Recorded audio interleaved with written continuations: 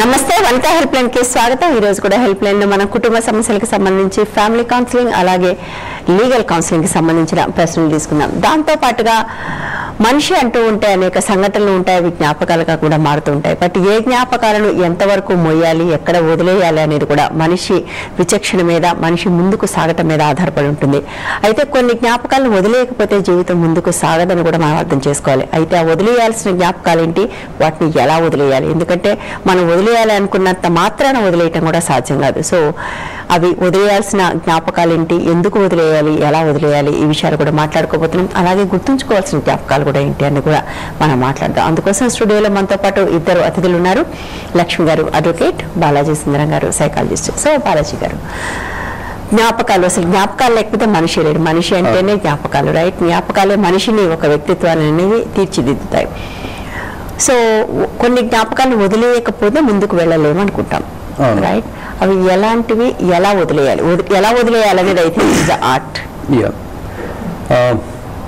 జ్ఞాపకాలు అనేవి ఒక నేర్పునిస్తాయి, ప్రతి జ్ఞాపకం ఒక నేర్పిస్తుంది। అంటే జ్ఞాపకం అన్నది ఏంటి, ఒక ఎక్స్పీరియన్స్ అనమాట। కొన్ని బ్యాడ్ ఎక్స్పీరియన్స్, గుడ్ ఎక్స్పీరియన్సెస్ ఉంటాయి। గుడ్ ఎక్స్పీరియన్స్ని అంతే ఆహ్వానిస్తాం, సంతోషిస్తాం, నెమరేసుకుంటూ ఉంటాము, అప్పుడు కొంచెం హ్యాపీగా ఫీల్ అవుతాం। కొన్ని సందర్భాల్లో గుడ్ ఎక్స్పీరియన్సెస్ కూడా బ్యాడ్గా మారే ఛాన్సెస్ ఉన్నాయి, ఎస్పెషల్లీ రిలేషన్షిప్స్ అని వచ్చేసరికి।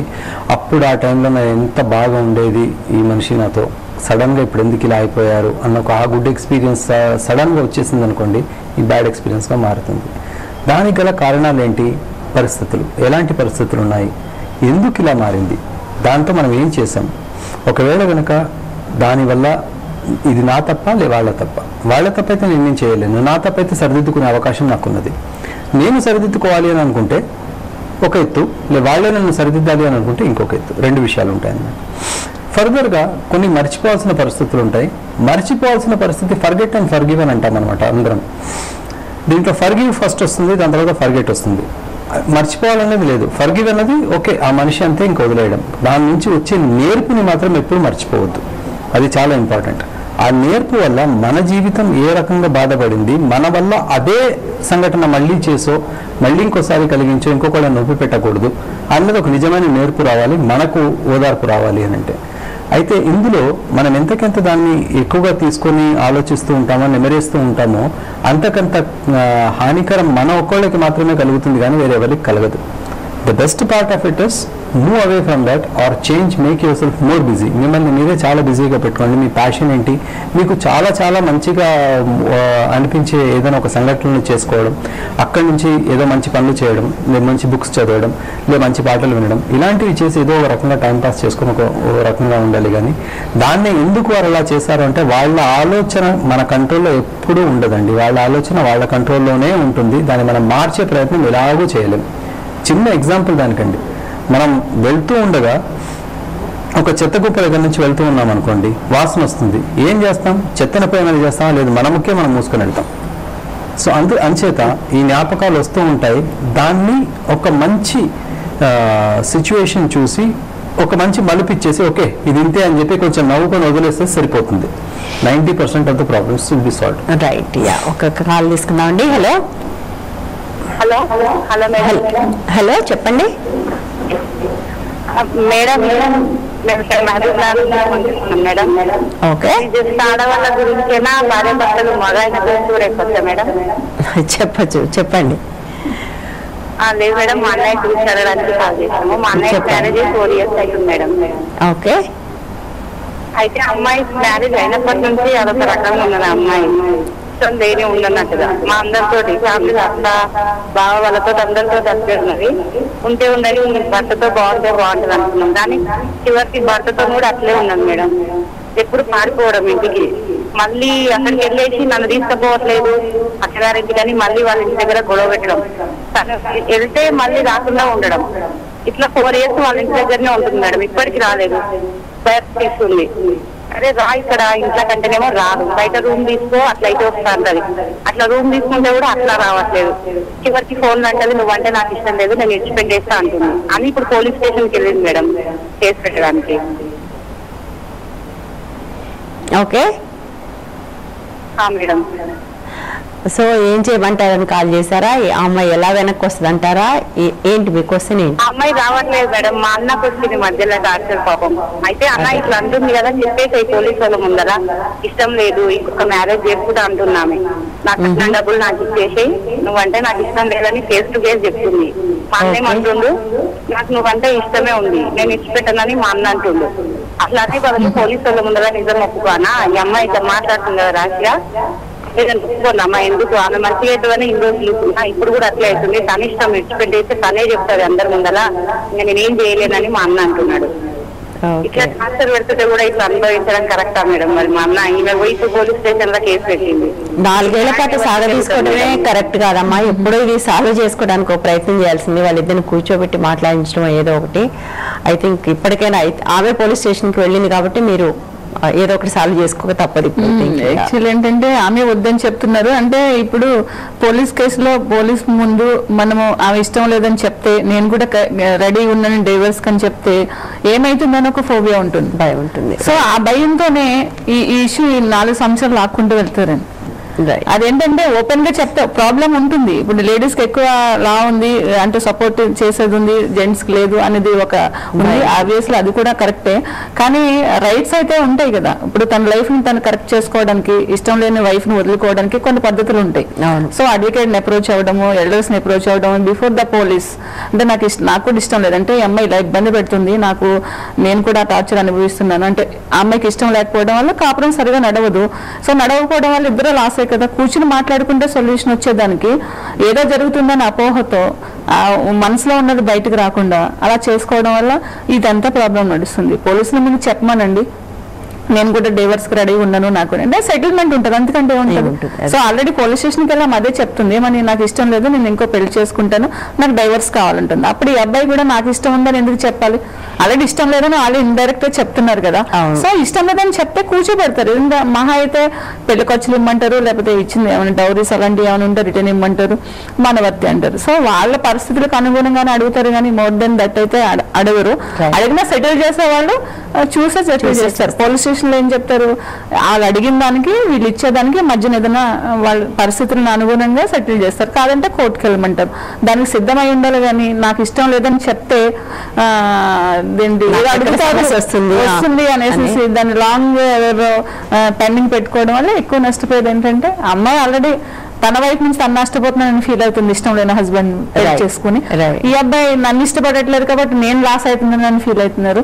ఇద్దరు అలా కూర్చొని అలా ఆలోచిస్తే 4 ఏళ్ళు కాదు, ఇంకొక 14 ఏళ్ళు 14 ఏళ్ళు కూడా గడుస్తుంది. చాలా మందికి అలా గడుస్తుంది. సో ఏంటంటే ఓపెన్ అవ్వాలి. ఎప్పుడైనా ప్రాబ్లం ఉన్నప్పుడు అది మనకి ఏదైనా కష్టాలు నష్టాలు తెచ్చి పెట్టినప్పటికీ కూడా సాల్వ్ చేసుకోవడానికి ట్రై చేయాలి, ఓపెన్ అవ్వాలి. ఓపెన్ అవ్వకపోతే ఇది ఎప్పటికైనా నడుస్తుంది. ఇప్పుడు మీరు పోలీస్ స్టేషన్ దగ్గర సాల్వ్ చేసుకోలేకపోతున్నారు, ఓపెన్ కాలేకపోతున్నారు, బికాస్ ఆఫ్ ఒక భయం ఏమైతుందో అనేసి. అంటే లా పట్ల భయం, డబ్బుల పట్లనే కాదు, ఆడవాళ్ళకి చాలా ఉన్నాయి. 498 వేస్తారు, డీవీసీ వేస్తారు, కోర్టులు తిప్పుతారు. మనం ఓకే నా భార్య నాకు వచ్చేది నాకు కావాలి అంటే ఇవన్నీ ఉండవనుకుంటారు, కానీ కావాలన్నా అవి ఫేస్ చేయవలసి వస్తుంది, వద్దన్నా ఆమెకి ఇష్టం లేకపోతే ఇవన్నీ ఫేస్ చేయవలసి వస్తుంది. సో లాయర్ గారు ఏం చెప్తున్నారు, ఓపెన్ అవ్వమంటున్నారు. బేసికల్లీ ఆమె రావట్లేదు, ఆమెకి ఏం కావాలో అడగండి అని ఈ వైపు నుంచి ఒక మాట అంటే ఆమె ఓపెన్ అవుతుంది. ఒకసారి తనంతటితోనే నాకు ఇష్టం లేదు, వెళ్ళటం ఇష్టం లేదు, నా డబ్బులు నాకు ఇప్పించేసేయండి అని అమ్మాయి అంతటా అమ్మాయి వస్తే పోలీసులు కూడా ఇంకా ఏమి జనరల్ గా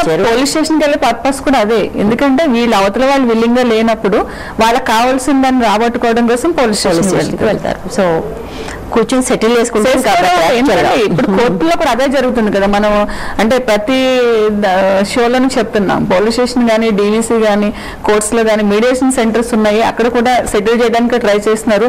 బిఫోర్ గోయింగ్ టు దేర్ ఏదైనా ఉంటే కనుక ముందే మీరు సెటిల్ చేసుకోవడానికి ట్రై చేయండి అని. నెక్స్ట్ కాల్ తీసుకుందాం. హలో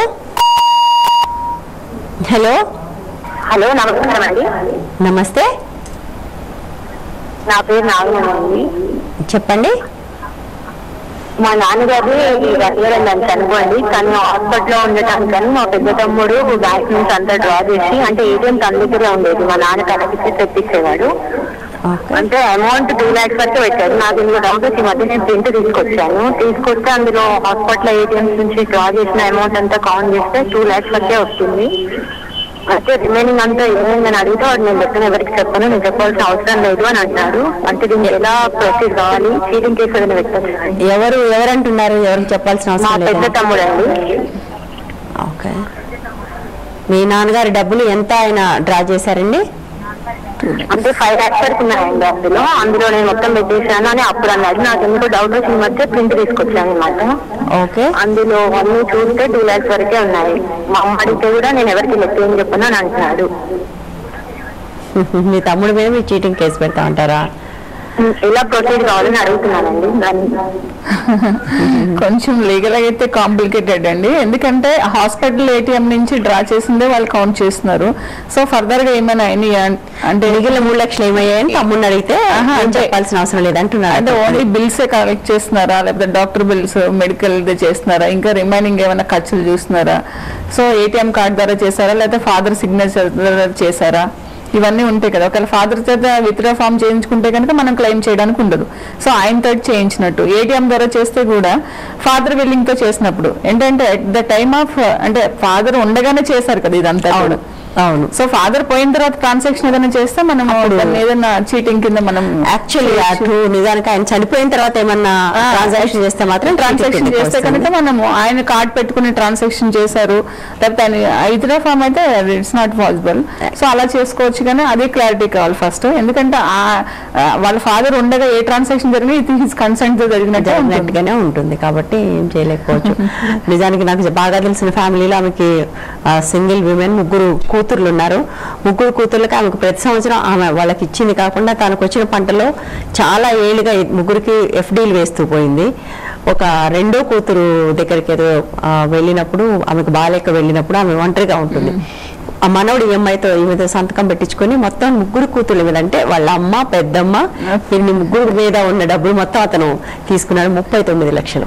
సో ఓల్డ్ ఏజ్ లో జనరల్ గా అలా చాలా ఇప్పటికీ ఆ ముసలావిడికి తెలియదు యాక్చువల్లీ చాలా చచ్చిపోతుందని వీళ్ళు చెప్పట్లేదు. అంటే మనవడు అంటున్నారు, ఇక్కడ సొంత కూతురు చేసిన వాళ్ళు ఉన్నారు, కొడుకులు చేసిన వాళ్ళు. ఇన్ఫాక్ట్ సొంత కూతురు కొడుకు కలిసి వాళ్ళిద్దరు కలిసి చేసిన వ్యవహారం అంటే సొంత కూతురు ఆధ్వర్యంలోనే తన అక్కకి తన చెల్లెకి రావాల్సిన మొత్తం అన్ని వాళ్ళిద్దరు 26 లక్షలు, ఈవిడ 13 మొత్తం డ్రా చేసేసుకుని ఆవిడ కూర్చుంది. యాక్చువల్లీ దానికి ఐ థింక్ ఇవాళ రేపు డబ్బుల దగ్గరకు వచ్చేప్పటికల్లా మనుషులకి మంచి చెడు, ఒక న్యాయం, ధర్మం ఇలాంటివి ఏమి ఉంటున్నట్టుగా కూడా కనిపించట్లేదు. ఏంటంటే ప్రతిదీ లీగల్ గా కూడా మనం కౌంట్ చేయలేము. అంటే ప్రతి దాన్ని కూడా మీరు అన్నట్టుగా ఇప్పుడు ఆవిడ బతికే ఉంది, ఆవిడ సంతకంతోనే జరిగింది. బట్ ఆవిడ తెలియదు కూడా ఎలా అంటున్నారు, చదువుకున్న వాళ్ళు కూడా బ్లైండ్ గా బిలీవ్ చేస్తారు. అంటే వచ్చి ఇక్కడ సంతకం పెట్టు, లేకపోతే ఇక్కడ ట్రాన్సాక్షన్ చేయి, లేకపోతే ఈ ఫామ్ దగ్గర పెట్టు అంటే డెఫినెట్ గా ఆ టైంలో అలా ఆలోచించారు. సో ఎవరైనా డ్రా చేసుకురమ్మని పంపిస్తే అందుకు ఇప్పుడు సిస్టమ్ కూడా కొంచెం చేంజ్ అయింది అనుకోండి. పెడితే 2వ ఫామ్ మీద పెడితే ఆ ఫామ్ నుంచి తీసుకొచ్చిన వాళ్ళు కూడా చాలా మంది ఉన్నారు. తర్వాత మనం ఎంత చేసుకున్నా కూడా ఆ కోణంలో ఎవరు పిల్లల్ని సస్పెక్ట్ చేయలేము. అంటే ఒకసారి ఫేస్ చేసిన తర్వాత అయిపోతుంది. రైట్. యా, నెక్స్ట్ కాల్ తీసుకున్నా. హలో హలో హలో, నమస్తే. నమస్తే, చెప్పండి. నేను గుడ్ నుంచి మాట్లాడుతున్నాను. ఎక్కడి నుంచి? మాది వైజాగ్ అండి. ఓకే ఓకే, చెప్పండి. అదే నాకు మ్యారేజ్ 29 ఏళ్ళు అవుతుంది. మా హస్బెండ్ మ్యారేజ్ అయిన గురించి మా హస్బెండ్ అంటే కోపంతో అప్పుడప్పుడు కొడుతూ ఉండడం అలా అలవాటు అయిపోయింది.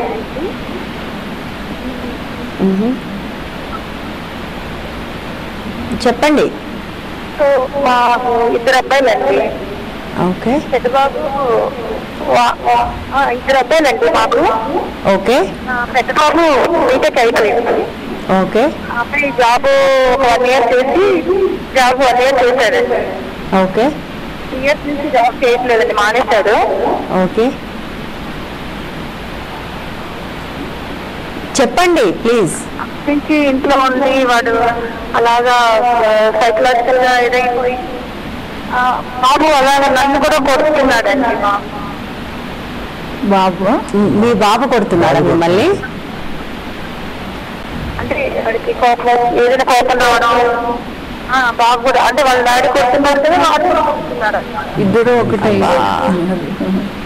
వాళ్ళ డాడీతో కలిసి కొడుతున్నారా, లేకపోతే ఈ అబ్బాయి ఇంకేదన్నా వేరే విషయాల్లో మీ మీద కోపం చూపిస్తున్నాడా? లేదండి, అలా ఇద్దరికి చిన్న విషయానికి వాళ్ళంటే కొట్టేస్తారు అలా కాదమ్మా, ఒక క్లారిటీ చెప్పండి. జనరల్ గా మీ కొడుకు మీతో, మీ పాప మీతో అలా బిహేవ్ చేస్తున్నారా, లేకపోతే వాళ్ళ నాన్న? కొంతమంది నేను ఆ ఫ్యామిలీస్ కూడా చూశాను, తండ్రి తల్లిని కొడుతుంటే తండ్రితో కలిసి పిల్లలు కొట్టే బాబే కొడుతున్నాడు అంటే బాబు, అంటే బాబు జనరల్ గా మీతో అలా బిహేవ్ చేస్తున్నారా, తండ్రి అలా కొట్టినప్పుడు తండ్రితో చేరి అతను కూడా చేస్తున్నాడా అమ్మా?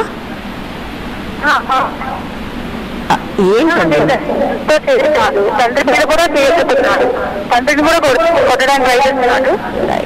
నాకు ఏదైనా కోపం వస్తే నేనేది కదా నేను చెప్తాను అంటున్నాడు.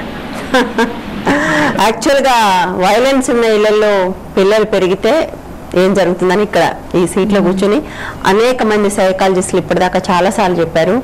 జనరల్గా వైలెన్స్ ఉన్న ఇళ్లలో పెరిగిన పిల్లలు, ముఖ్యంగా మగపిల్లలు, తల్లిని కొడుతుంటే చూస్తూ పెరిగిన మగపిల్లలు చాలా మంది అంటే చాలా తక్కువ మంది మాత్రమే సెన్సిటివ్గా తయారవుతారు. చాలా మంది వాళ్ళు కూడా ఇంకొకరిని కొట్టే వాళ్ళ కింద అగ్రెసివ్గా తయారవుతారు. I think this is one of those classic examples. But అతను తన భార్యను కొట్టే బదులు తల్లినే కొడుతున్నాడు.